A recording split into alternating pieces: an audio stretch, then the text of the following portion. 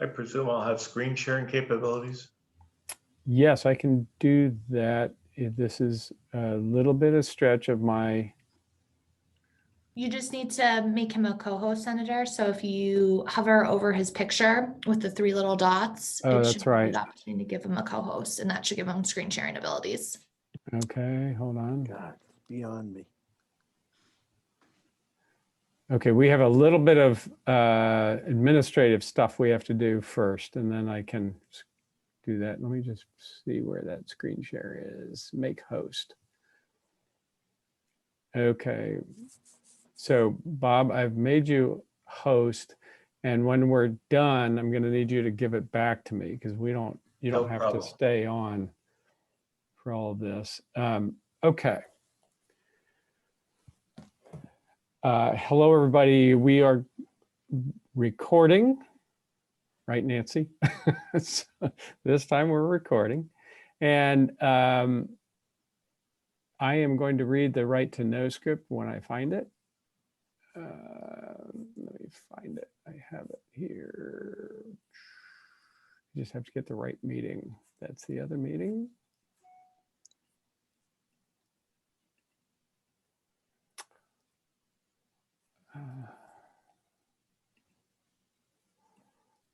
Here it is.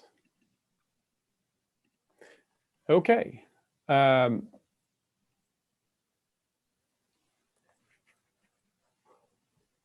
Welcome. I am Senator Tom Sherman from District 24. Today we will be conducting a regular meeting of the Commission to study environmentally triggered chronic illness. Before we get started, I'll read through a checklist to ensure that the meeting we are holding is in compliance with the right to know law.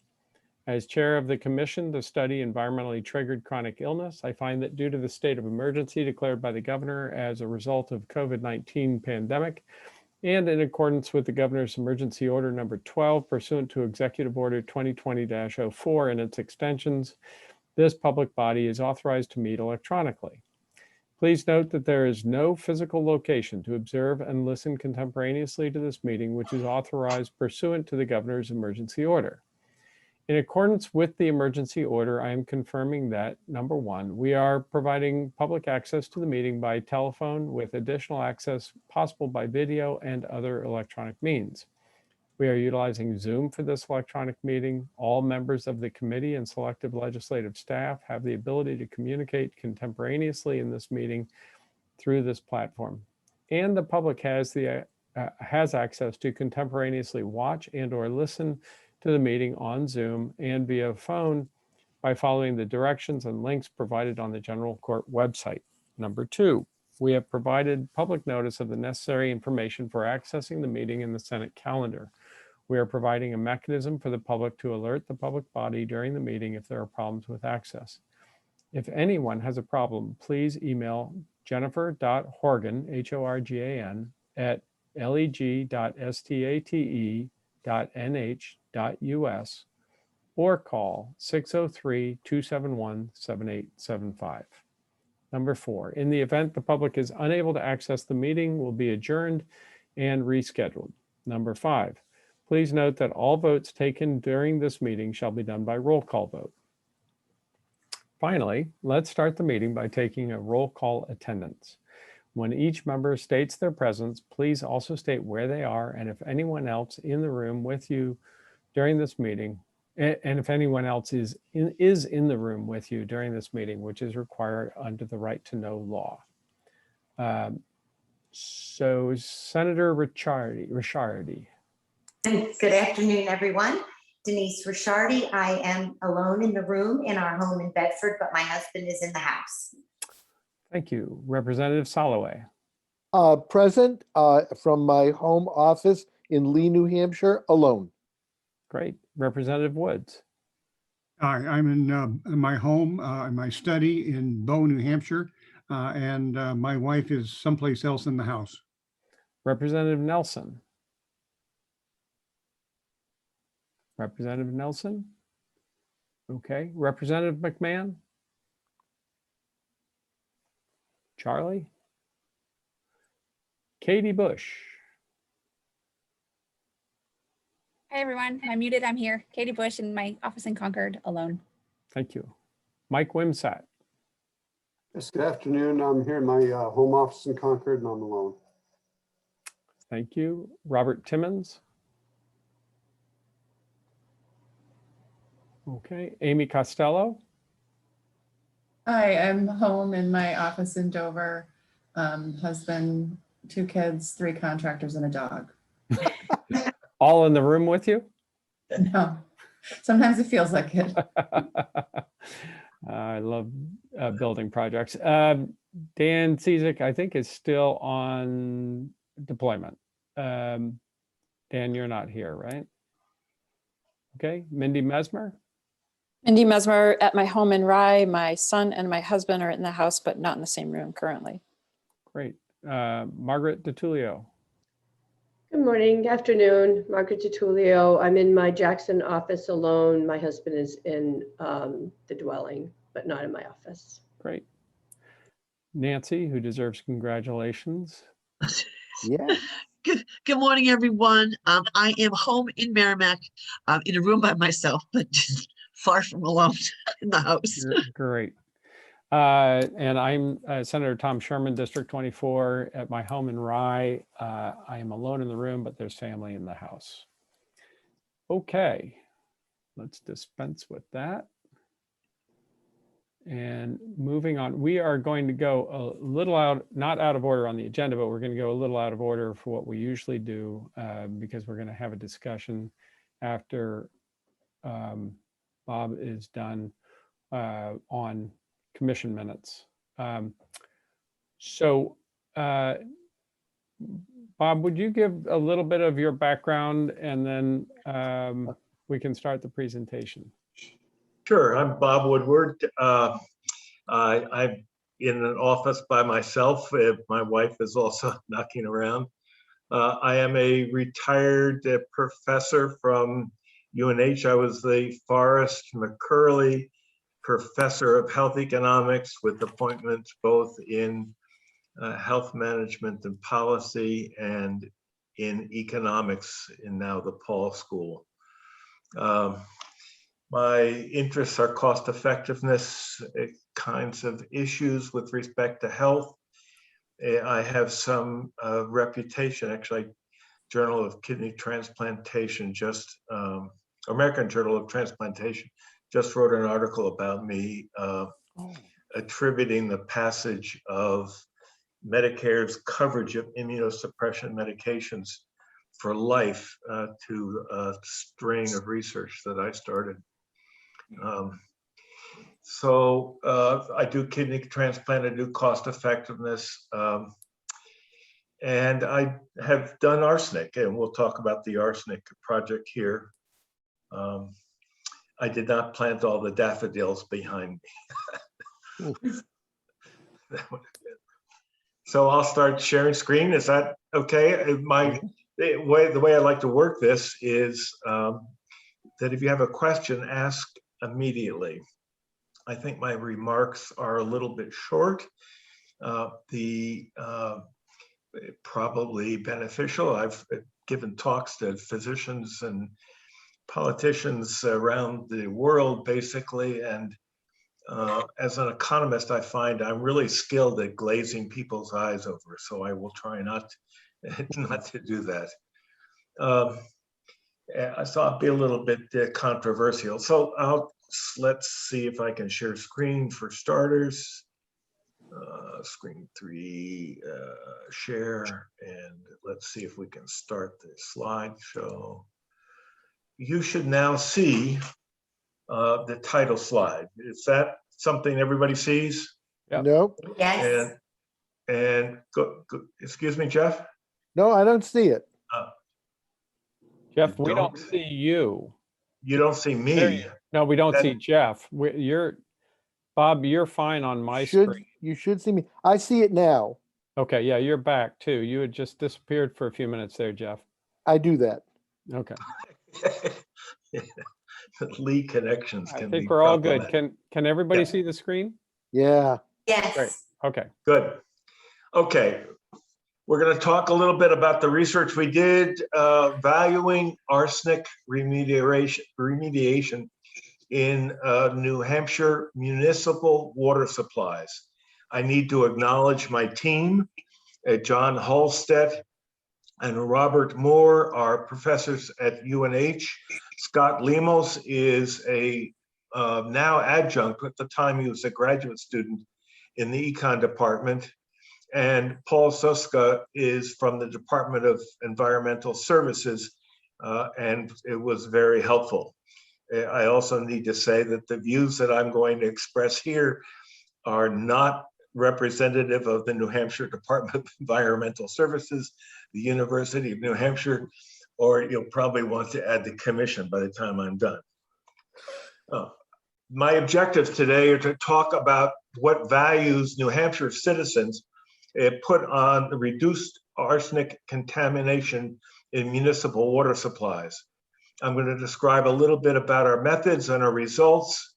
I'm going to suggest that these methods could be applied to other contaminant remediation value questions, and spend a little bit of time talking about some of the difference between arsenic and lead, for example, versus PFAS. And then talk a little bit about the some highlights of the Food and Drug Administration and ask whether there is some need for something like that with respect to PFASs. I am not going to spend a lot of time talking about documenting the chronic illnesses associated with arsenic, lead, mercury, or PFASs. Nor, although I do estimate medical costs from time to time, I'm not going to talk about the medical costs associated with treating this illness or these illnesses or the illnesses associated with arsenic, lead, mercury, and PFAS. Nor am I going to try and quantify either the costs or benefits of the remediation alternatives. What I am going to do is to try and talk about the importance of figuring out what value people place on the clean water. Knowing what the cost is of medical care or the cost of people's avoiding illness gets to the value, but it is the citizens themselves that need to say, yes, I am willing to pay to remediate. So, yep, you all know there's arsenic in New Hampshire. You all know that arsenic affects children's health and well-being, among other adults. And I'm going to talk about a research with PFAS. So, yes, you know, you've seen this map before. Probably so many times you could probably draw it pretty much yourself. The dots, of course, are arsenic in or high arsenic in domestic well kinds of issues. New Hampshire's a granite state, and it proves it every day. Yeah, arsenic affects children's health in particular, with lower IQ, impaired brain development, growth problems, breathing problems, unhealthy immune systems, and as adults, when they grow up, lung, bladder, skin cancer, IQ and neurological development issues, and cardiovascular diseases. This is a title that. Bob, you told us to stop you, so I just have a question. Yes, please. One. When you say as an adult, do you mean that the neurodevelopmental issues develop as an adult, or they manifest themselves as an adult from childhood exposure? I'm just thinking about lead and the impact of lead on neurodevelopmental issues typically is when there's exposure in a young child with a developing brain. Is this different for arsenic? Is it something that the impact or it's the childhood exposure manifests itself as an adult, or can it actually have neurodevelopmental issues in the adult? My understanding, and I kind of am ducking a lot of this literature because I'm not a physician or expert, is that it manifests it as young people that then carries on into the adult stage. Great, thanks. This is the title. We've gone through these So let me talk a little bit about our sample and how big it was and how we got it. We used an online sample of New Hampshire households with a company that provided a panel of individuals willing to respond to internet inquiries and were willing to screen the inhabitants or the participants to be over 18 and to have consumed at least 25% of their drinking water from the household tap. So that we ended up with 500 households using public water systems and 300 households using private wells. The results we're going to focus on and the questions that DES was really asking us had to do with the public water systems. Excuse me, I'm going to, yeah, my wife picked it up. One of the interesting questions is that the sample statistics pretty much matched the New Hampshire mean values. So we had a mix of men and women. In our sample, we had a somewhat larger proportion of women. The annual incomes were about the same. Education was about the same. The percentage of children in the household was very close. Okay. Question? No, we're fine. Good. Yeah. The water usage when public versus private wells was pretty close. Household size was mixed. We had a good number of people with 3 people in the household or more. Concern about, let's see, can you see a slide? Can you see my cursor here as I wiggle it around? Yes, we can see that. Yes. The concern about water is somewhat lower than we would have thought, but we had about 50% with home filters. Yeah. This risk ladder is the essence of the research, is the core of the research. So what we're doing in this ladder is ranking risks.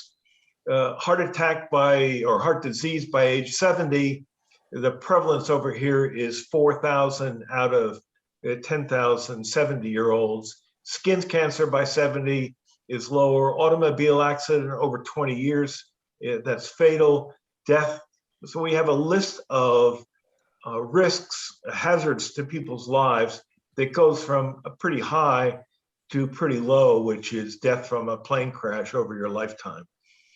I guess if you die by a plane crash, that's the end of your lifetime. It's not clear that all plane crashes kill people 70 years or older, but that risk is quite low. In this context, we have the risk of lung or bladder cancer from drinking water with 10 parts per billion arsenic on a regular basis over 70 years being 67 out of 10,000 individuals. And when you drop that risk to 3 parts per billion, that goes from 67 to 20 per 10,000. And the risk of death from bladder or lung cancer at 10 parts per billion over 70 years, it goes from 34 at 10 to 10 at 3 parts per billion. And notice that difference is 24 per 10,000. That difference will come up as we go into the research further on. Any questions? Please pipe up. So here's the question we asked. Assume there's a water treatment system that can be used to reduce your level of arsenic from 3 parts per billion and to 3 parts per billion, and thus increase the quality of your drinking water. How much are you willing to pay? There's a method. One of the troubles with asking people a question just blank is that how that question gets framed becomes very important in how people answer. So what we did was we used a method called contingent valuation, which was we basically gave them a random, all the respondents received a random first amount, the 5, 10, that is, would you pay $5 or would you pay 10 or would you pay $80? And if they said yes or no, the amount would go down or up. And you would ask what the value would be beyond that. This method called contingent evaluation essentially reduces the bias from the way the question is framed. Here's some willingness to pay by subsample. That is, all the people that had health concerns, $44 per month, they were willing to pay in their water supply. People that had a home filter, less, $35. People in household size 1, 2, and 3, you would think from an economic rationality that this number would go from household size 1 would increase to 2 and 3. Doesn't always happen. Yeah, Jeff? Basically stays the same. I'm sorry. I'll be quiet. And your questions are much appreciated. I have a question. Please. Sorry to interrupt. Please. Before you asked this question, were they given background on what we know about the health effects associated with arsenic exposure? Yes. They were. Yes, Okay. there was a whole sort of a page write-up that they were supposed to read and go through about what was going on. Because I remember when we did a test on this on PFAS, and we did questions about, we did a similar question before they watched a film called Dark Waters, or no, it was Devil We Know, and then after, and it affected their, and it affected their response to this. Yeah, quite a lot. And that was a pretty biased sample. There were people got invited that came to the movie because they were interested in the issue. It wasn't a random sample of New Hampshire residents. So we convert these estimates of willing to pay to a general model using bivariate progrits. And these are the multivariate results. So actually, I guess what I should have done is start at the bottom. But if you look at the role of household income, we've got the ability, the full sample, meaning well water and public water, and then divided. So household income was particularly correlated with willingness to pay in well water users, but not so much in public water users. And in the public water, there was a greater and significant concern about having extra kids in the house. Or was there a kid in the house, not household size. And then whether you had a health concern that was minor or major or had filters was highly significant from both samples as a determinant of willingness to pay. And finally, the bottom line of our study is this $35. This is if you look at the public well water column, this $35.35 is what we ended up estimating. Jeff, you're muted.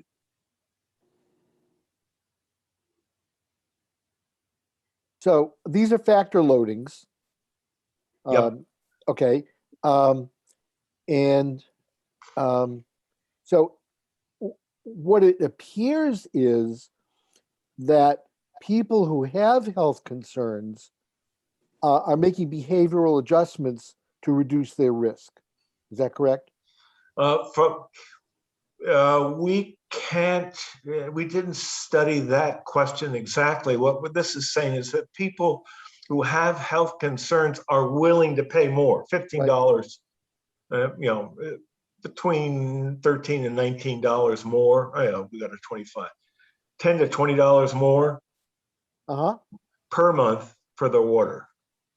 And your home filter users are making the behavioral adjustment.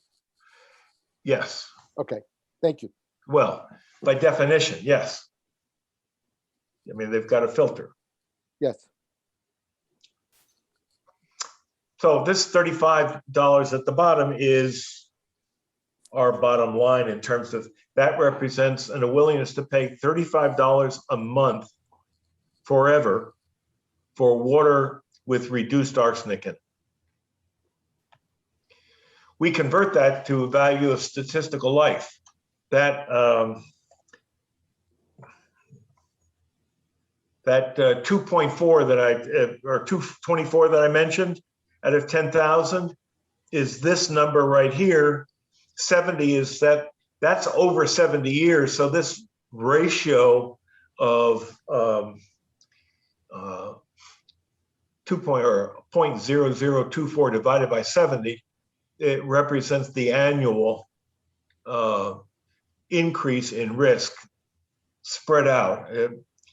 Dr. Sherman might ask whether these events occur in a uniform factor throughout life.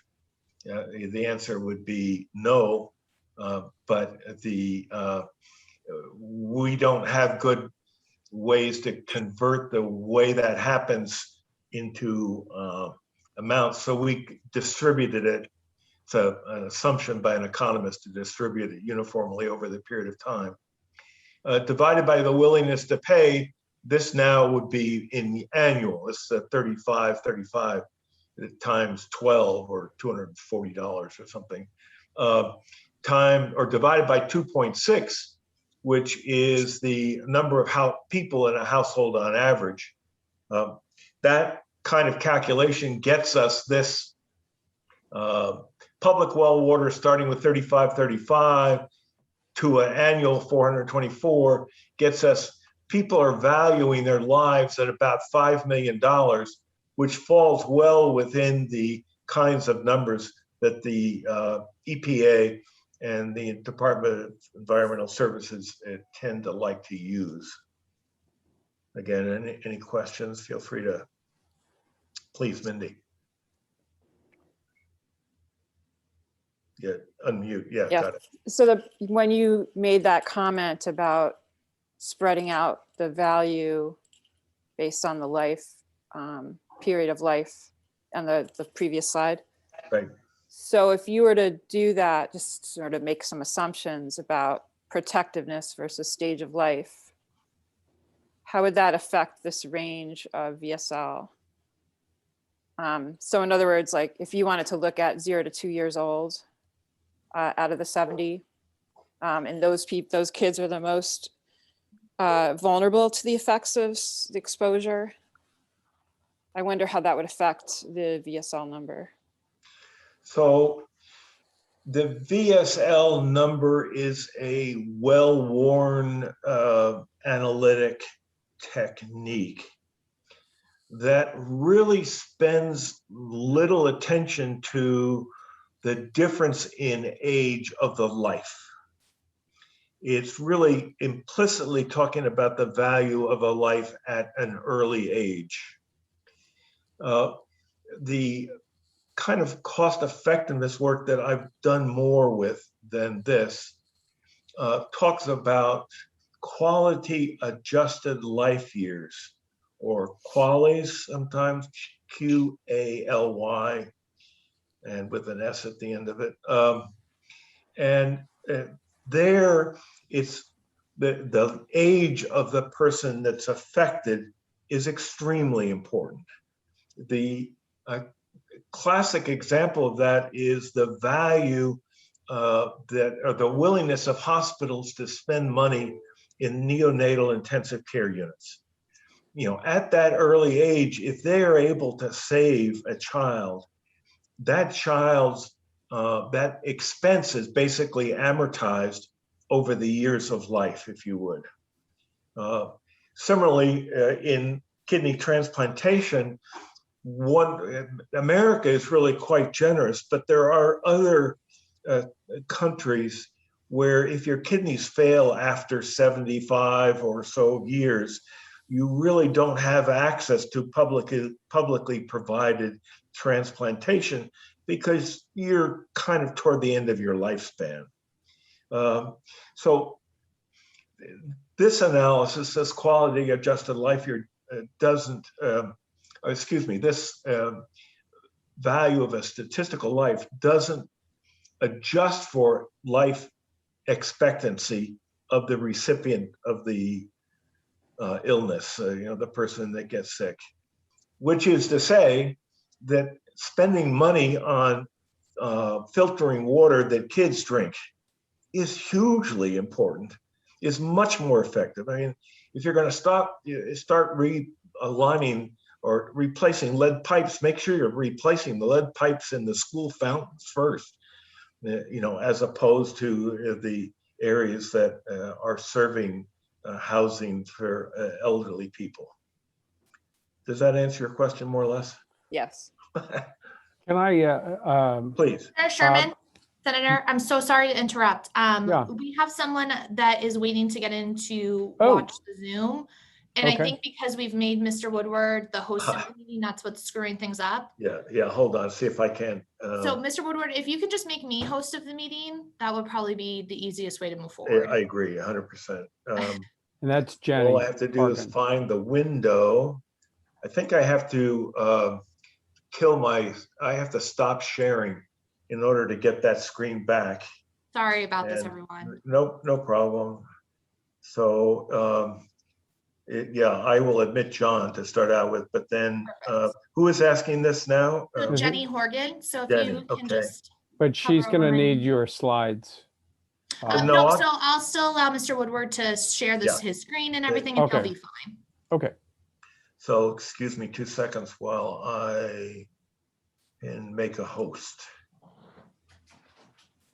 Yes. Wonderful. So the host Perfect. should come back to you now. All right, perfect. And you should still be able to share your screen, no problem, Mr. I Woodward. should be And able. Mr. Tuttle, I'm very sorry about the delay, sir. Welcome, John. Okay, you need to, Jenny, you need to allow my participant screen sharing Just give me 1 second. on advanced options.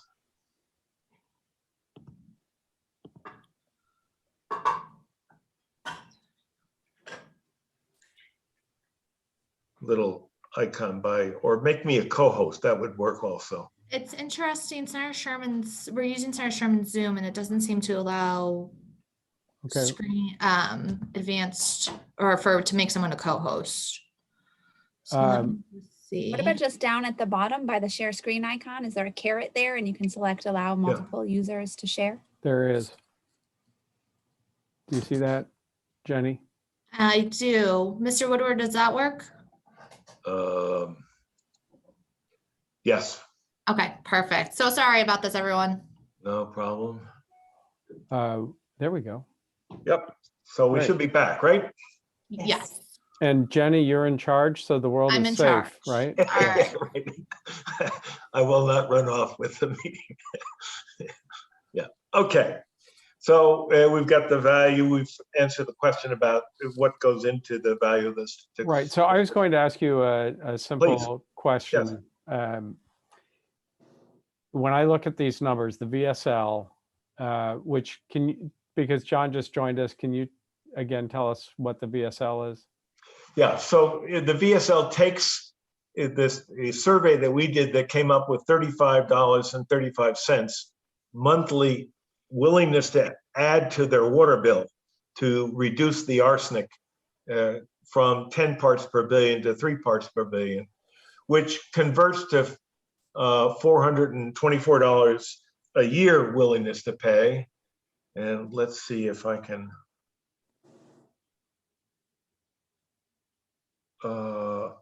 So I've got this, I've got you, but I don't have, there we go. Which when you put into this formula, comes up with this $5,229,471 value of statistical life, which represents what people think of their, what people implicitly value their lives. The statistical life concept comes from economists trying to figure out how important life is as measured by, let's say you're a steel worker, you work on the building skyscrapers, so you walk on these high beams. You get much higher pay, but of course, some percent of the people in those jobs die. That by looking at the difference in pay and the difference in risk, you come up with an implicit value on their lives. You do the same thing in public health with respect to putting these big barrels of sand in front of bridge abutments. You know, that reduces the likelihood of somebody killing themselves by some very small amount, and they cost a certain amount of money. By putting those together in a formula, you come up with the implicit value on life that is associated with the expenditure of money on those bridge abutment protection. So is it correct to say that the higher the number, the more someone would be willing to pay because they value their lives higher? Is that right? Yes. Yes. Okay. Mindy, please. One more question, sorry. The difference between the public and the private well users is, pretty significant. Yes. Is that confounded by income or any of the other confounding factors that Yeah, this is after controlling for those confounding factors. Wow. That $35 came from the bottom of this multivariate results, where all of these factors were adjusted for. I'd love to know how to tease that out to find out what the difference is from. So ask the question of, you're saying why there's a difference. Yeah. 35 and so it's controlled for people in the household with health concerns, household size, children, income. Well, the way to read this, the way to read this table is pick one of those. Let's take the major health concern. So somebody with a major health concern would pay 35 plus 15, right? Somebody with a private well would pay 29 plus 25.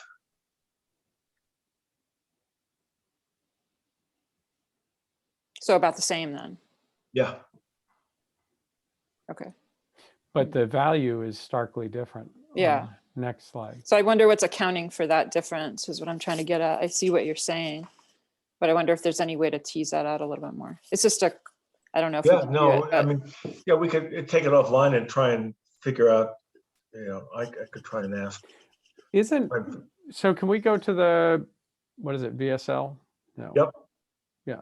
So isn't it true though that the well water users actually have a significantly higher risk of exposure to arsenic? Because yes, that's where we're seeing, I mean, I think Mike would agree with me on that. So they have a higher, does this account for their risk or their understanding that they have higher risk? That's one way. Yeah, that's what I was trying to get at earlier. So I think they are at a higher risk. That's a scientific knowledge in the sense we've measured well waters and, or DS has measured well waters and found that there's some wells that are really quite high that are not, where they don't have a filtering system in for arsenic. This suggests the fact that people with private homes that have high arsenic don't filter their water is consistent with this, which says they didn't value that filtering importantly. Even though they knew the risk. Even though they knew the risk. Wow.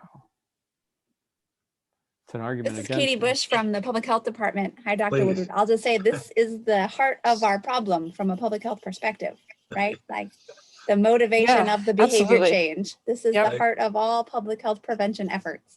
How do we motivate the behavior change even when we know there's risk? And So I even just when want, we've kind of, this highlights Right, and core Katie, of our work. the interesting part is that the other even though is that even though they know the risk, Yep. how do you get people to value that risk? Yeah, That's well, so really we can, interesting. if we were to talk about, say, you know, the pyramid of impact, the way we do it is to move away from individual behavior change and to look for higher level, systematic level interventions like rules and regulations about well design, rules and regulations about testing at the point of sale of a house, rules and regulations about hooking people up to public water systems, right? That's how we move beyond the individual level intervention to more systematic level interventions. You have some natural biases built in. So the people who are on public water obviously are more likely to be urban than the people who are on well water. They are more likely to be in the southern regions of the state rather than the northern regions of the state. And so the people who are on well water are more likely to be conservative, oriented toward live free or die, more likely to be free staters, for example, and therefore much more difficult to motivate toward a public health intervention as the solution to a problem. More likely, if they're interested, to be oriented toward a personal behavioral change, such as water filtration, home water filtration. I would just, this is me preaching to the epidemiologist. I'd be a little cautious about those assumptions, Jeff, but I think there are demographic differences based on the people, and Bob, maybe you looked into this a little bit. Not too much on the demographic differences. We did not ask for affiliation, party affiliation. We did not. That might have gotten you in trouble. I mean, I think that's a generalization that Representative Soloway brought up, but 41% of the people in New Hampshire have private wells. So they're, spread around, the southern New Hampshire area, around in Merrimack, Bedford, London, all those areas that there are a lot of private wells. So it's an interesting question. Yeah, we did not spend much time. The DES contract we had to do this was to focus on the public well water, the public water systems only. We did the rest. We added the well water users because we thought we might find some interesting differences, which is caught your attention. And if we go back to the original map of arsenic in the state, that tends to be southern much more than northern. So as you did your sampling, was it a statewide sample? Yes. Or it was? Okay. So does this imply that people who live, let us say, north of Concord are at lower risk and don't perceive that risk and don't act on that risk as much as people who are below Concord? The question's well formed. It's certainly answerable. I don't have an answer right off the. Clearly, you need more. I don't have an answer prepared. Pardon? Clearly, you need more grant money to do this. Yes. This is it's really important. As Katie said, this is a really important subject. Totally. I mean, Risk of making everybody dizzy. I have a map I could show that the tracking program put together that really builds on this. I don't know if I did just put it in the chat, but we similarly have measured some arsenic risk of perceived arsenic risk and then measured arsenic risk, and it shows that's geographic variability of perception that we're talking about. So I just put that in the chat. So certainly risk perception varies across the state. Yeah, okay. Thank you. So let's see, I've got myself looking at different things on one screen than on another, and let's see what happens. Okay, so let's now generalize a little bit and talk about arsenic and lead versus PFASs. One of the striking things that's it hits me in the face every time I look at it is the fact that arsenic and even lead is in some sense environmentally stable. We're not producing lead. We've taken that out of gasoline. We've taken it out of paint. And we know the health effects of arsenic and lead. PFAS, the environmental levels, I believe, I haven't documented, I'm not an expert, are growing from continued manufacturing. And the health levels are just being discovered, such as lower sperm counts and immune system reductions that affect the vaccine efficacy.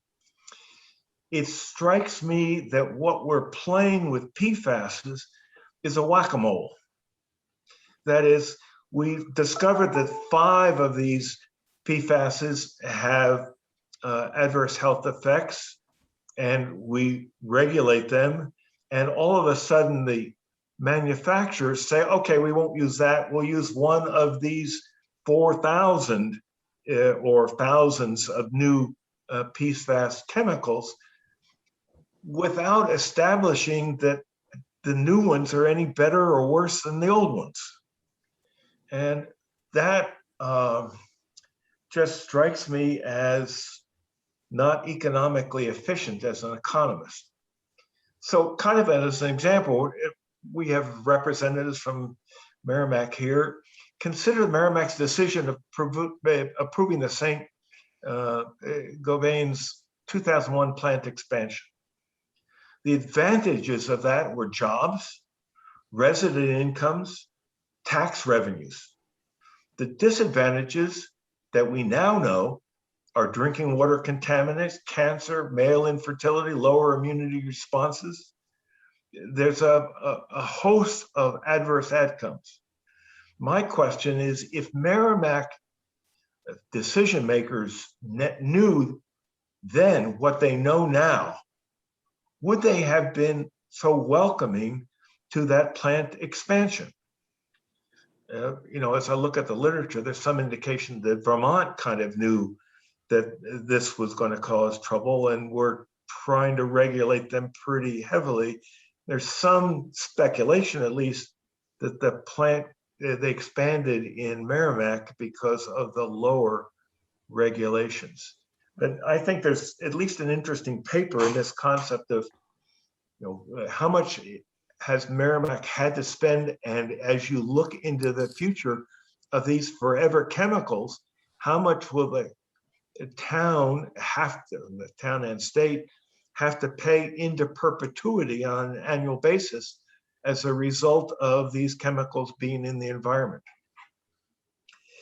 So I'm kind of a fan of the FDA, the Food and Drug Administration. The Food and Drug Administration actually goes way back. They're sort of precursors to the Food and Drug Administration before 1900, that is back into the late 19th century. The major concepts where the food was being sold as cure-alls and the drugs were being sold as cure-alls when they actually weren't. That's false advertising.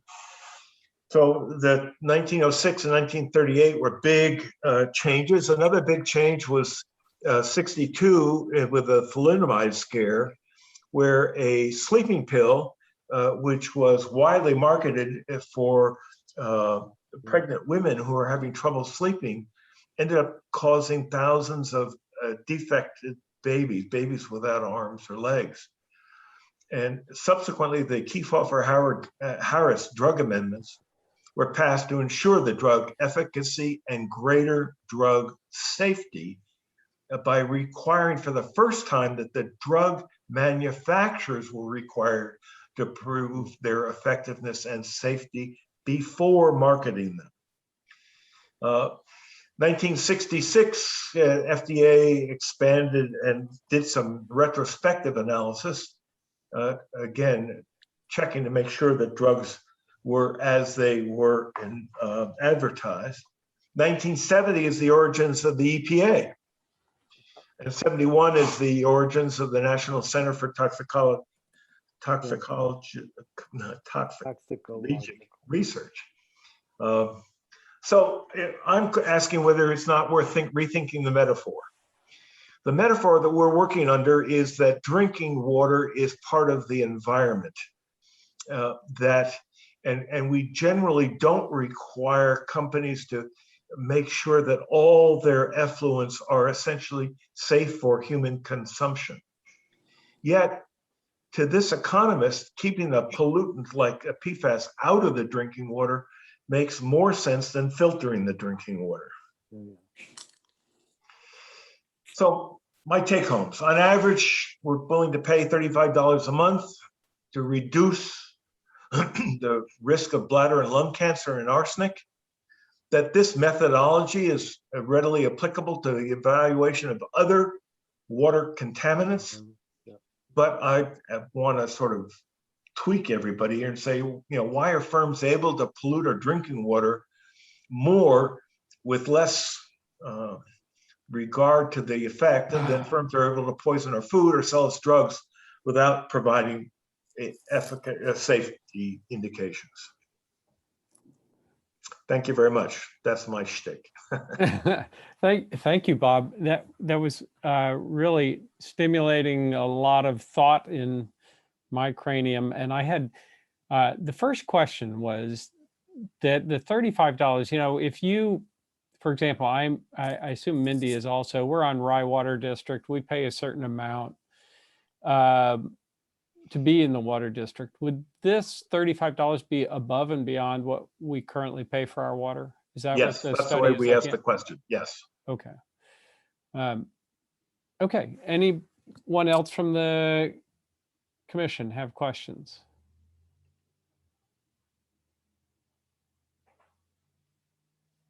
Well, thank you very much for inviting me. I certainly would accept and be glad to continue correspondence with people if they have questions that come up later. Well, I appreciate your interest. We reserve, as they say in the legal world, we reserve the privilege, I guess is a different way of saying it, of asking you back again in the future. This has been really, really great. I really appreciate your time and sharing your knowledge with us. I appreciate the opportunity to share with this august commission. I appreciate your work. Thank you very much. So I think I can see that Mike Wimsatt is sitting there thinking about $35 would go a long way if everyone in New Hampshire would contribute $35 to make this happen. My only concern would be then I might get a sign in the next campaign saying I voted for an income tax. So we're not going to do that. Right, Nancy? Okay, well, thank you, Bob. Really appreciate it. And we will probably ask you back sometime in the future. If I can, I would just welcome make- the opportunity. Jeff has a question. I think the conclusion, the take home is critically important. So what we need to do in terms of policy is make a decision between prevention, which would mean controlling the pollution of our waters, remediation, treating our water after it comes into our homes or into the public water supply, and basically clinical treatment. Those are the choices that we have. So you can either prevent this, you can pay the bill for preventing it, you can pay the bill for treated water to remediate the risk, or you can say, well, I'm going to wait until something happens, and then perhaps I can go to core physicians and find a gastroenterologist who will be able to treat me for the outcomes of exposures. Those are our three choices. And this is the challenge of deciding between a public health intervention, a personal behavior intervention, which would be the remediation, or perhaps a community remediation, and saying, no, I live in New Hampshire and I have the freedom to wait until the outcome hits. And this is the choice that we make. Well, I think, Jeff, you bring up a really interesting point. And Bob, you alluded to this. Not sure we tackled it head on, but the issue is that these, now in a slightly different form, the short chain PFAS compounds are still being sold. And So are the long chains. and so are the long chains. So they're not illegal. And that raises the question of, we know that these are not going to go away. We know that these are pervasive. We know that they are, knowledge of their toxicity is developing. We're getting smarter and smarter about them, but we can't stop. There's not a will to stop the companies from manufacturing them in spite of their toxicity. An analogy could be made to cigarettes. And Exactly. so the question is, that adds one more component, Jeff, to your public health question is, what about the manufacture and distribution and on products that we know to be toxic, and not just toxic to us, but toxic to the environment, to animals, and otherwise. And there are more risks in addition. One of the ones I'm particularly interested in, and Bob's analysis is applicable to so many products. And we're looking at microparticulate contamination now that we're just beginning to think about. And the fish that we're pulling out of the Gulf of Maine show the presence of plastic microparticulates in the cell structure of the fish that we catch. It's absolutely everywhere. So what do? Do we tax the manufacturers and then apply those tax revenues toward remediation or toward clinical treatment? Somehow we have to balance this, and New Hampshire is a very hard state in which to make that determination. Mindy? So what, I just wanted to, why I chimed in for a second, Tom, on what you said is there's a big difference between the product that's being sold called PFOA free and how much that can actually have of PFOA. We're finding, percent levels of PFOA can still be in raw materials, companies like Chemours cells. So the standard for what they call PFOA free from a raw material standpoint versus what your Teflon pan could have in it is an entirely different concept. So just want to keep people aware of that. The question I had for Bob, and Jeff kind of touched on this a little bit, is so when we did this arsenic analysis, we told them bladder cancer, lung cancer, children's neurodevelopmental impacts. I wonder if that would be, how generalizable this is to other contaminants. Like if we did a PFAS, similar study for PFAS, the list goes on of, what we're starting to learn about the impacts, breast cancer, things like that, that, may be connected to exposure. If that would be, it would be interesting to know if that was more impactful in terms of people's willingness to pay for water treatment. And if, the whole dynamic between private and public well, because we are definitely seeing a lot of private well owners in the southern New Hampshire region, regardless of political affiliation, are, not happy with the fact that these chemicals are showing up in their private wells. So, I think it'd be an interesting thing to look at, to see if people would be more willing to pay, depending on the type of outcome that would be associated with the exposure. I would agree 100% and argue we are ready, willing, and able. Please.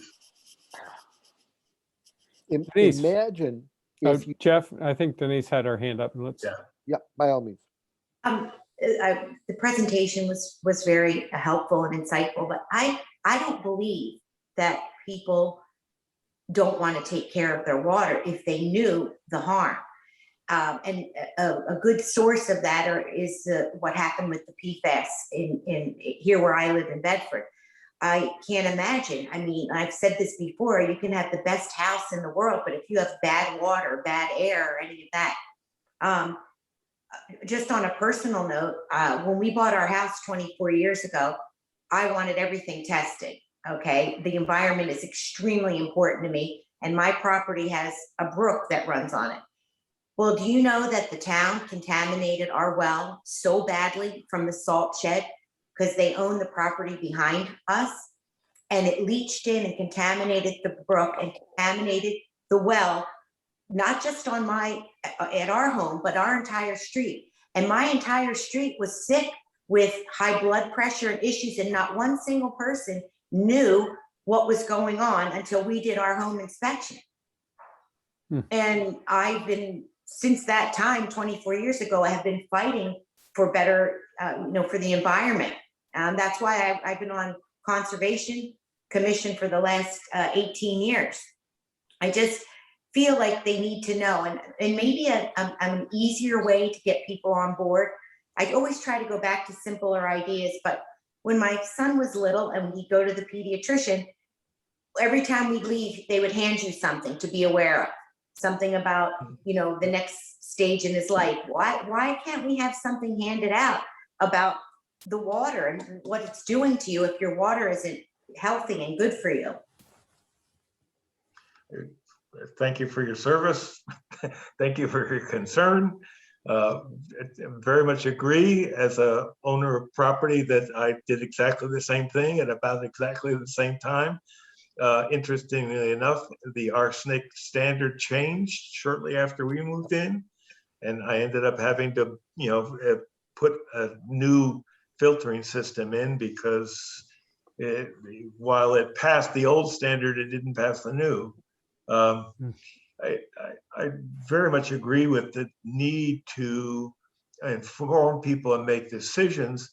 One of the, I think, corollaries of what you're saying is that if you had known, you would have been able to perhaps not buy the house with the polluted water. One of the difficulties is the cost of testing in all of this. And the cost of testing for PFAS can be high. There are various regimens you can play around with, but getting the information that's required to make the good decisions is sometimes itself difficult.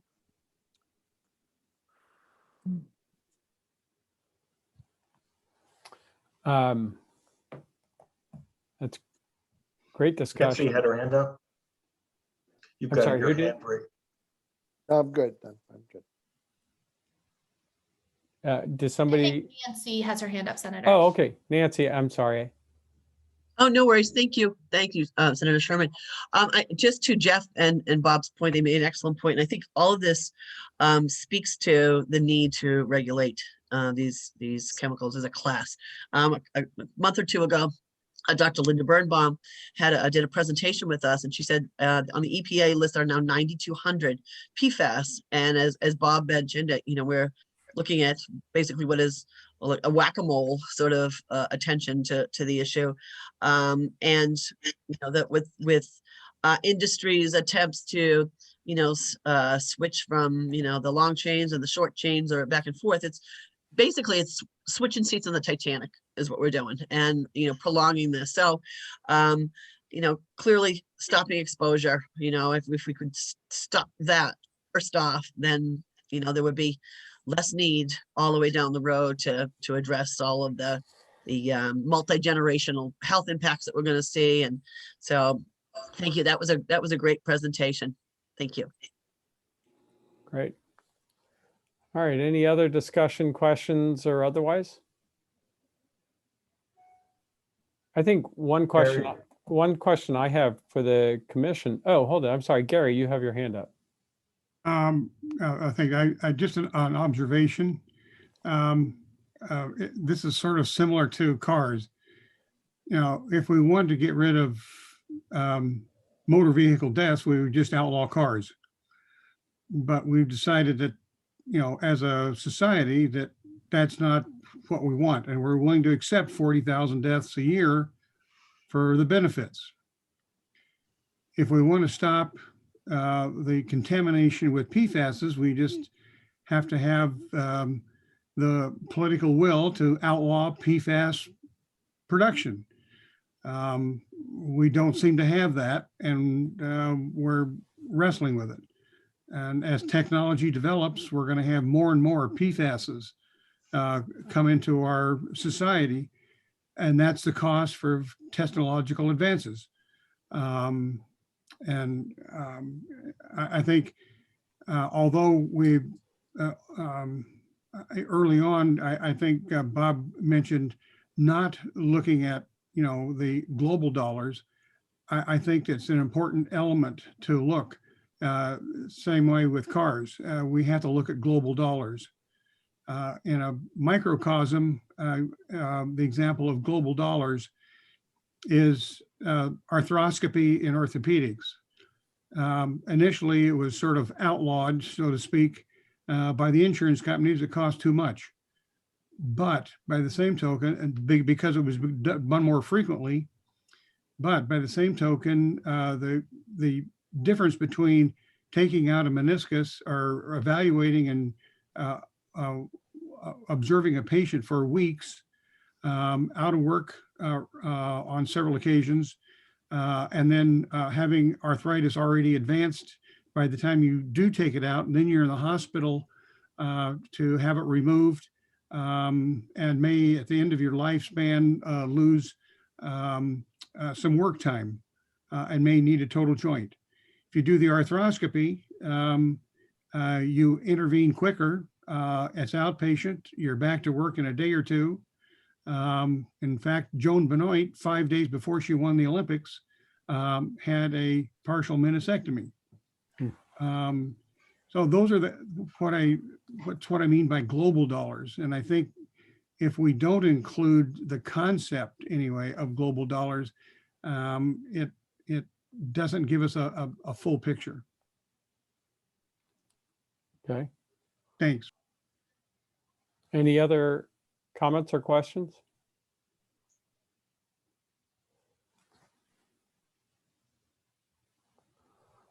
So my question would be. Senator, I'm sorry, I think Representative Mesner has her hand. Oh, I'm sorry. Go ahead. Yeah, I just wanted to mention that was a good thought, Representative Woods. There is a lot of work being done globally right now, internationally, on essential use. So they're looking really at, just what you're talking about. Do we really need PFAS in our dental floss? Do we really need PFAS in food wrappers? Things like that, maybe there are medical equipment that we should, keep PFAS in. There's actually a lot of use in medical equipment, but do we really need to have these chemicals in lots of everyday products that, manufacturing and, exposure on a day-to-day basis is caused by the, so people are exposed like that. So I think that's an important point, but I think that's part of the calculation is really looking at what is essential in terms of their use. I have is there anybody else? I keep missing hands. So anybody just wave at me like this and then I won't miss you. Except Jenny can't do that, or John. Don't worry, Senator, I'm loud enough that I don't need to raise my hand. That's right. You just hit me upside the head. John Tuthill, did you have a question for Bob? No, I don't. I'm simply following what you're doing here, and I'm very appreciative. Thank you very much. I wanted to give you a chance, and I apologize for not letting you in on time. We are being creative with our Zooming here. So the commission, we've heard about arsenic and an extension into PFAS, and this sort of fits in with our larger discussion. So Bob, I don't want to keep you on unless you're welcome to stay. But I wanted to sort of shift, and I think at the very end we'll talk about our minutes, but this is such a nice segue to what I'd hoped to talk about, which is really looking at, we've had our data subcommittee, our education subcommittee. Are you all still actively meeting and moving forward on that? So here's my question, and you all may know the answer, and I may be the only one who's not completely clear on it. Is there a point at which we should, as a commission, when I think those subcommittees come back together, come back to us with reports where we are looking at action items, either recommendations or recommendations for legislation for next fall? Is there a benefit to, some things may not need legislation with Katie here, and Mike had to go, but with DES, DHHS, there may be things that Katie might be able to take away and do work on. Maybe not if you get a $50 million cut at the back of the budget, but it would be, I'm just sort of thinking about, I always like to be bringing us back to what are our action items going to be. We're doing, so I think this is really great information. One other piece of information we were trying to get for today, a second presentation, was going to be from the Department of Education, and Jenny has been working really hard to get a response from them, and it may take me calling the commissioner to get a response. So perhaps next month we'll be able to do that. Amy, did you have a thought? Sure. One of the things that the data subcommittee had talked about a lot, and Mindy, please chime in. Maybe you were going to bring this up later. I was going to bring it up. Okay. I'm getting prompts from Katie too. But that there should be, and I think we have some evidence, indications that there will be a lot of money released from the federal administration. And so getting a pulse on that is going to be really important. I got a bit of a pulse by attending a New England Rural Health Association roundtable meeting. It was probably a group of 8 or 9 of us that met with Ian Hunter, who is the senior health policy advisor for Senator Hassan's office. And I had specifically asked if he had any more information or had a beat on the data monitoring initiative, which looks like it would create a lot of data infrastructure dollars that would roll to states. Seeing that as kind of a mechanism for potentially developing data systems that would track environmental health issues. So it hit his radar because I said something, and I can follow up with him. But along those same lines, brought the environmental health interests also to Lewis Burke, which is a firm that UNH works with to kind of track what's happening in DC and, watch for appropriations and things, and or be able to converse about UNH's interests in DC. And also have reached out more specifically to Andrew Chalsma about really what are the specifications, or what kind of stratosphere are we in for the potential to develop a module for the EBI should monies become available. So trying to understand when the monies and what monies are coming, but then also what would we need to know and understand in order to build the data system that the data committee is contemplating. So I wanted to bring those updates from, I think from our last meeting, I promised that I would do something along those lines. And Katie, Mindy, Nancy, tell me if I'm missing anything from what we had talked about. We were talking about, there are at least 3 different streams of money that I'm aware of that we could potentially tap into from the federal government. So as a subcommittee, we were discussing coming up with a proposal, just a best case scenario, saying these are the kinds of things that we'd like to see happen. And this is, you know, our ideas from all the work that we've done here, and may be able, you know, as a preemptive type of thing is when the money comes in. We certainly bring it to the rest of the commission with our ideas about that, and then take it to our federal representatives or other people to try to get some of that funding allocated, earmarked for those things here in New Hampshire. And I would just add too, I just piggyback on that. Sorry, Jeff, if I may, that the New England Rural Health Association had also pulled together 8 or 9 agency heads, one of which the Office of Assistant Secretary for Health, Betsy Rosenfeld, had said that environmental health will be a priority of theirs this year. And that was unsolicited. That was just a comment that she made. So I think we're learning about several offices that are taking this up, as well as, you know, potentially, you know, as Mindy was saying, certain pieces of legislation that have also named specific projects or initiatives, like the data monitoring initiative, that we could watch closely or bring to the attention of our constituents and advocates in the Senate, et cetera. Katie, anything else?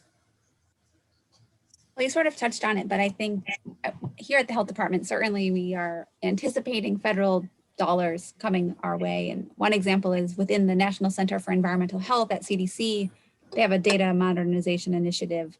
There was sort of a funding forecast out on the website, you know, grantsolutions.gov, saying to anticipate a new funding opportunity. And that's where having a proposal, I think, that outlines some of this commission's priorities. I would then be able to bring that to some of our internal kind of brainstorming conversations, whether we're going back to the Bureau of Information Services, David Wieters, Andrew Chalsma, and Joey Chawla, who came to present on the Enterprise Business Intelligence System. But there are kind of all these pieces, and you know, priorities get set and then the grant is written and we're off and running. And so how can we make sure that environmental health and the priorities of this commission specifically can be represented in those conversations? So I think a short and sweet proposal that really gets some of our ideas down on paper. And Senator Sherman, to your point, I think a set of recommendations then, right, if that feeds into a broader set of recommendations from the commission that's maybe coming out, I think we probably are supposed to do an annual report in November or something. I vaguely recall, you know, so if we're kind of building towards that, but have a proposal to share in the meantime, I think that would be really helpful. Yeah, and I think one of the things there's both legislative and non-legislative, and the legislative is the one that we need to do probably before November, or we could incorporate it into our report,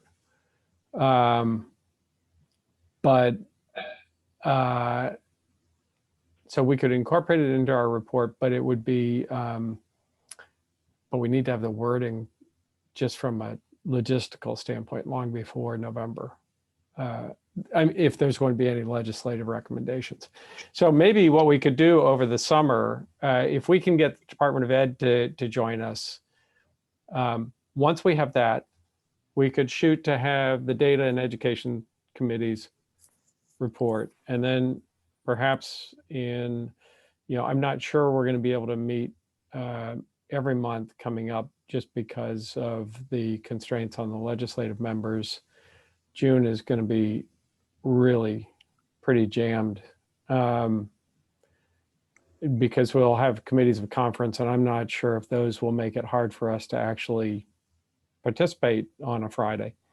But what we could do is really spend July and August drafting the report and getting our recommendations together.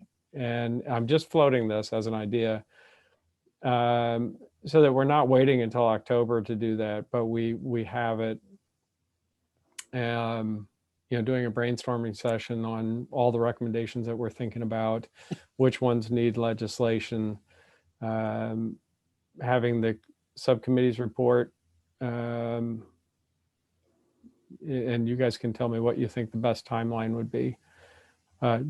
Does that sound like a reasonable approach, or any other thoughts about timeline and how to use our time most wisely? If I can jump in, Senator. Of course. build on what you and Dr. Bush have already laid out, it would appear that we have 3 courses of action. And DHHS has a substantial amount of rulemaking authority. And we can suggest to them areas in which they can make rules. Secondly, we have the option of introducing, in addition to rulemaking suggestions, regulation/legislation, and that's a tall order. The third option that we have is offering recommendations. We've had a lot to say about recommendations to the professional associations, the hospital association, about the kinds of programs that they might want to put together on issues of environmental risk, alerting practitioners to the need to add to history and physical assessments of environmental risk, that sort of thing. So I think if you take a look at the options for rulemaking, regulation/legislation, and recommendations, and finally, when we talk about recommendations, we also have the option of making recommendations to the governor. And he, or any governor, is variously responsive to the recommendations that we submit. And so you have these areas in which we can formulate action plans over the summer. So Jeff, what were the buckets, the 3 buckets? How would you? Rulemaking, and I think Dr. Bush is much more adept at discussing DHHS's options for rulemaking, but DHHS has a lot of latitude for rulemaking rather than going the legislative route. Rulemaking by DHHS is much more agile, much more flexible, moves much faster than regulation/legislation. So you're talking about non-legislative action Right. that could be done either with DES or DHHS. Right, exactly. Okay. Exactly. And then number 2 was? Number 2 is legislation, if we want to go that route. And the third is a series of recommendations, and the recommendations go to basically our partners at the table, the professional associations, the hospital association, and also the administrative apparatus of the state through the governor's office. And those I would add one more to that, and that's industry. You know, one of the areas where I think we kind of forget that industry actually can be, responsible industry can be a good partner. And if you can get them on board, this whole process is a heck of a lot easier. Senator, would you go to the BIA for that? It depends. I think we could go, you know, there are several industry associations. There are also specific companies that may be, I'm trying to think of an example, but for example, in the energy world, Revision Energy is a very responsible company and forward thinking. But in any case, even if there's an industry, I always believe in sort of the Lincoln-esque, what is that? What was the book called? Where you surround yourself with both those. Team of rivals. Team of rivals. There you go. So I think having everybody at the table is often helpful, and this is a completely nonpartisan commission, and I think Denise would agree that at least in the Senate, the more we do together, the more we get done. And not putting words in your mouth, Senator, but yeah, I think a lot of this is for the benefit. We all see the benefit here. But I agree with your buckets. I think it's great. I just would make sure we don't exclude anybody like industry. And Senator, I think you are germinating a remarkable idea. Imagine pulling together in a single, let us say, 2-day conference, DHHS, DES, the Business and Industry Association, the professional associations, and the hospital association, and having a number of speakers lay out the challenge of environmental health, reducing environmental risk in New Hampshire. We could have Professor Woodward come and do one of his dog and pony shows, which I love. But you know, seeing if we can't get everybody on the same topic at the same time. Well, as I think Gary knows, we did that for the Ad Hoc Commission on Emissions Reduction, and we had all of those people at the same table, and Katie gave a spectacular presentation to that group. Thank you, Katie. But I would say that we may not be the agent of actually doing that, but that could be one of our recommendations. And, you know, trying to figure out exactly how to make that happen. The Ad Hoc Commission was, I think it wasn't the CLF, it was, I don't remember who the lead group was, but it brought everybody together, exactly what you're talking about, Jeff. But in any case, so moving forward, I like the 3 buckets. I was just thinking the 2 presentations that I'd still like to see is Department of Education, and then what Amy was talking about with, I don't know who the best person would be, Amy, but having perhaps somebody talk to us about the Rescue Act. That's the one that they're working on. There's current money available, which is a lot of infrastructure money. And there's a significant component, I believe, I was just talking to Congressman Pappas's office yesterday about some of the infrastructure money that's coming to New Hampshire. There was also an op-ed in the paper today from Jean Shaheen about it. But I'm not sure who the best person is to, you know, inform us about what might be available. But I think that could actually shape some of our recommendations if we know that there's going to be grant money or other money available in areas like data or education or communication. You know, we've touched on all of these. That might change our recommendations. So if Jenny and I, sorry, Jenny, if I work on getting those 2 maybe at our May meeting, we'll have to look at the dates. And then taking all of that, do you think data and education, do you think you all would be ready to bring some ideas to us in July? Would that be? For the data subcommittee, we are getting ready. We're already started this. Okay. And we are meeting in a couple of weeks.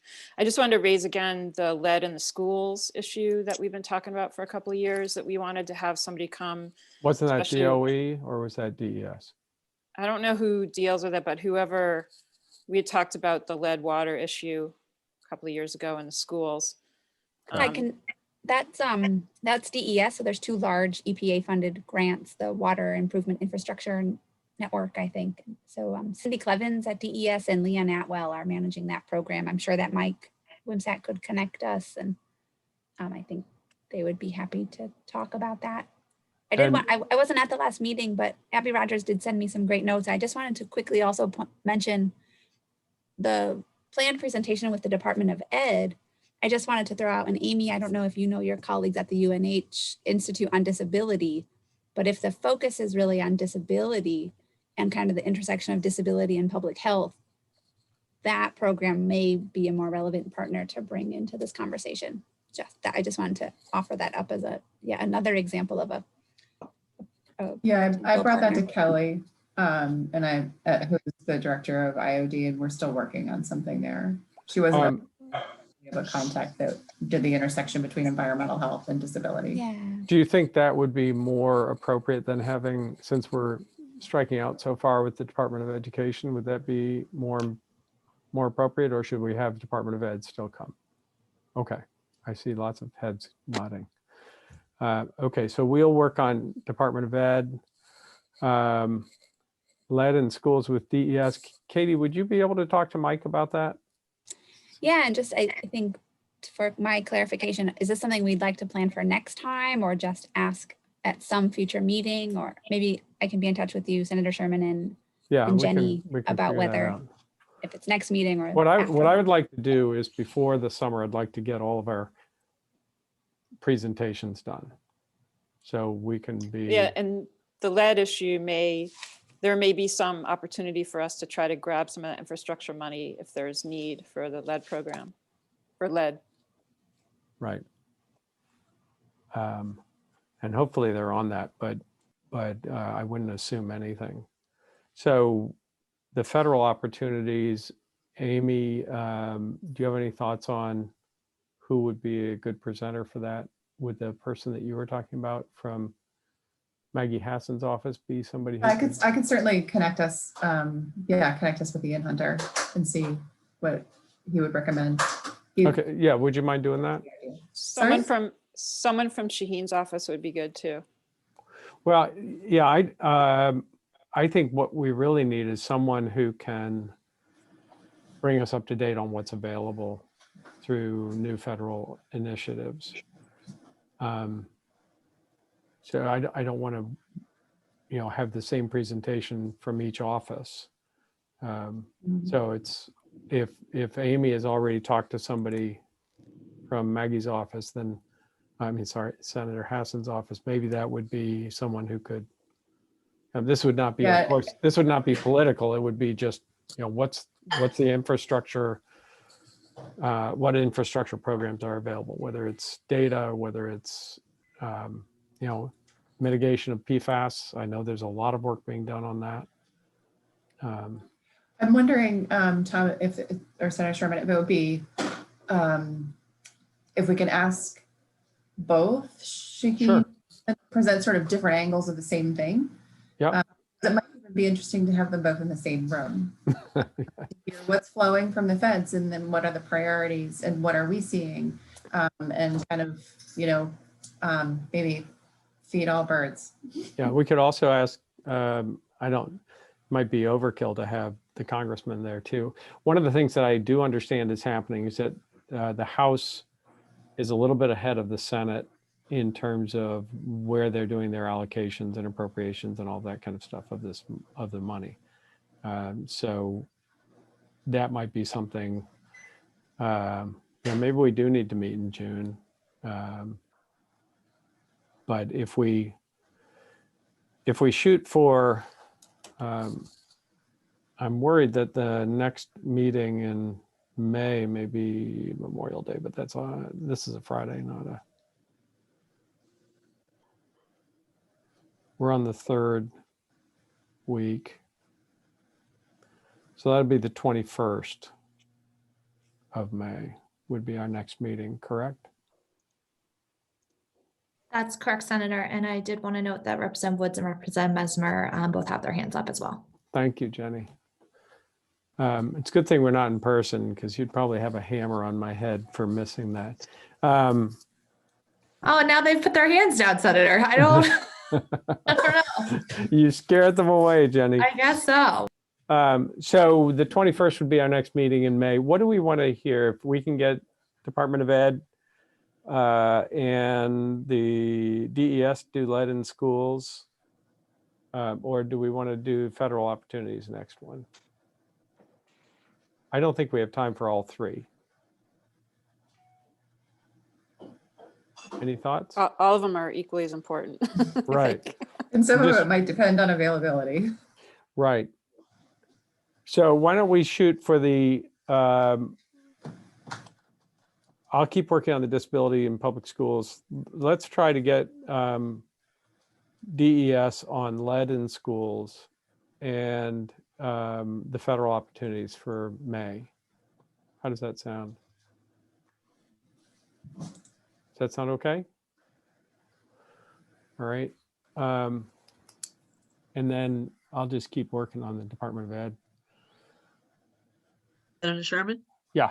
And I'm not sure if I recall who is going to address maybe the ventilation too in the schools. Was that going to be the Department of Ed, or will that be DES? Or I'm not sure. I know that was one of the questions. That's actually, that'd be a good question for the federal opportunities, because I know there's money for that in some of the federal money, Right, thank you. or at least there's money that's intended for that. We're not sure what's going to happen to it, or how it's being appropriated.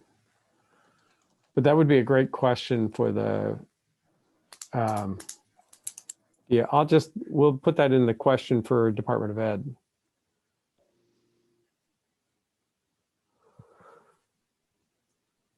All right. Okay, so what I have right now is lead in schools, May, and that would be DES. We'll ask about ventilation but I don't believe they're responsible for that. I think that's Department of Ed. Federal opportunities, we'll shoot for May. And then June, probably we'll shoot for the Department of Ed on disability and ventilation. Okay, does that sound reasonable to everybody? And then, Well, like Amy said, maybe we should try all at the same time because there may be scheduling issues. right, okay, we can just see who can show up.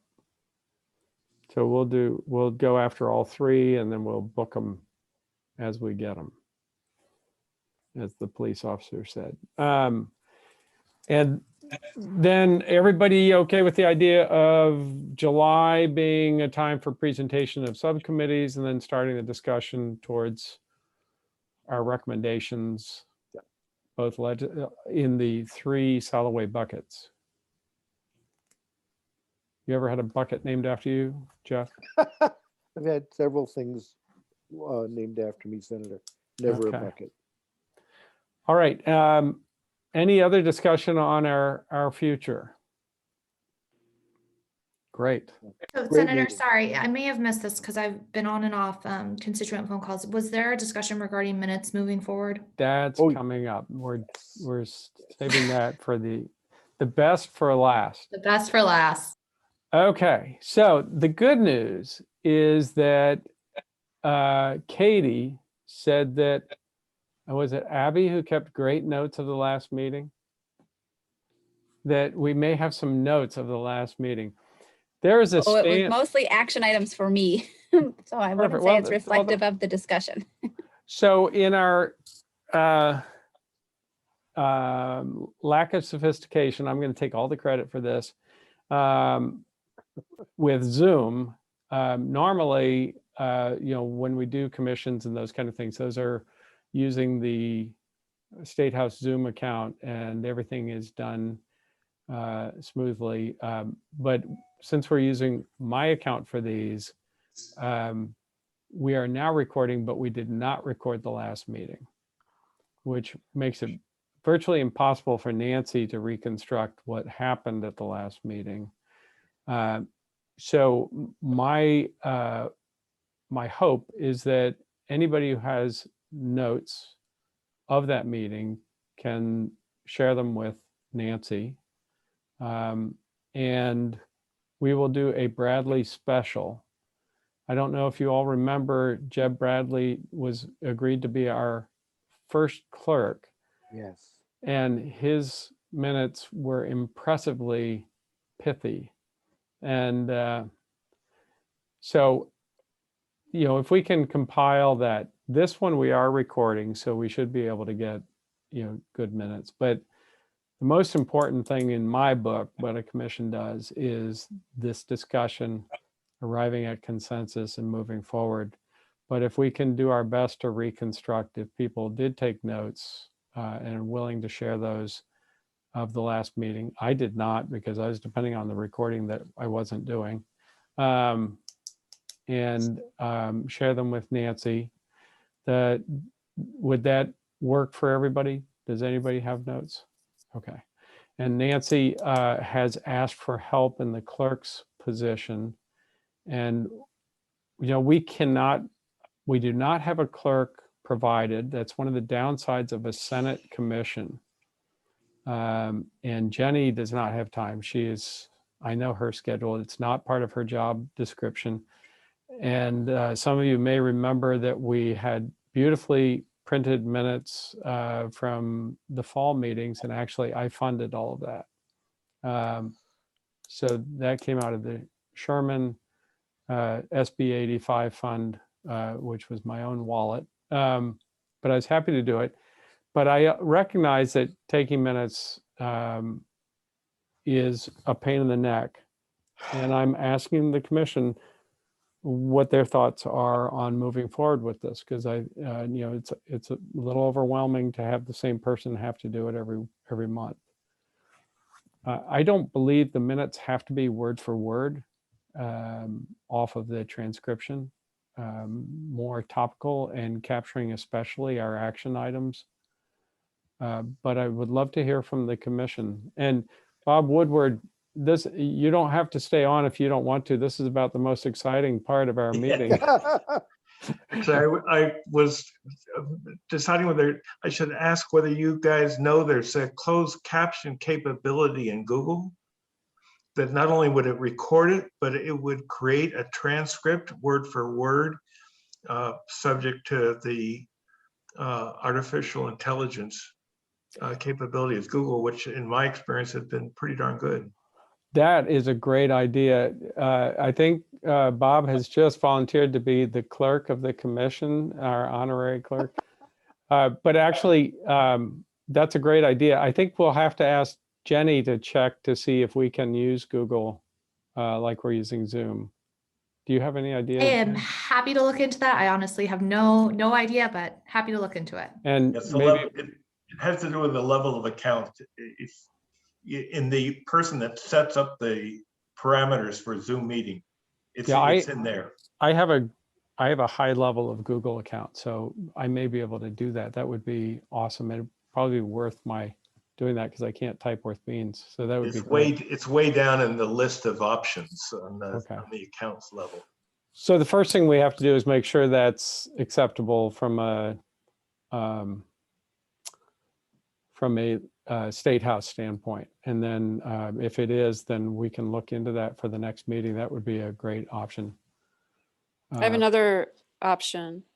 The HB 737 commission clerk told me they use otter.ai for the same purpose. It just listens to the audio of the tape and then transcribes it. What's it so called? That's another option. Otter, OTTER.ai.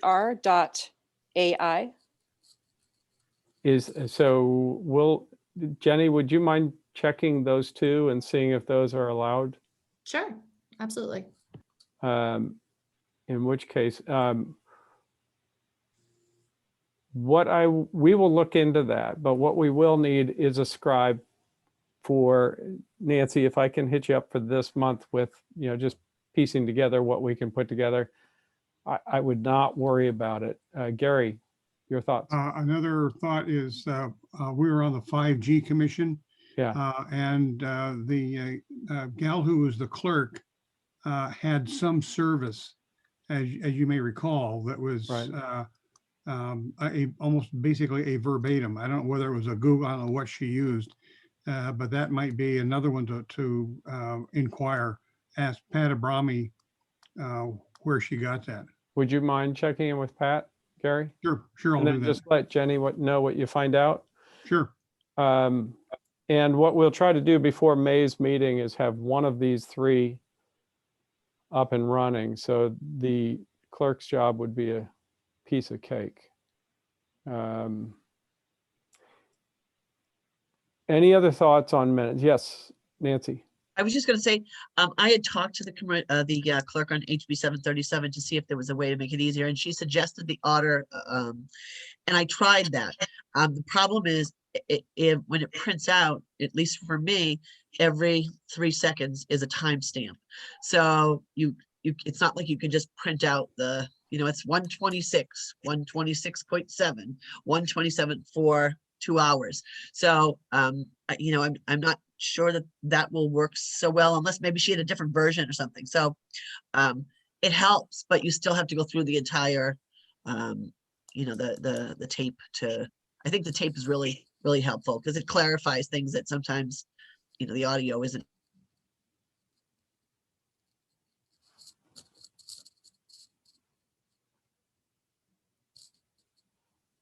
Uh-oh.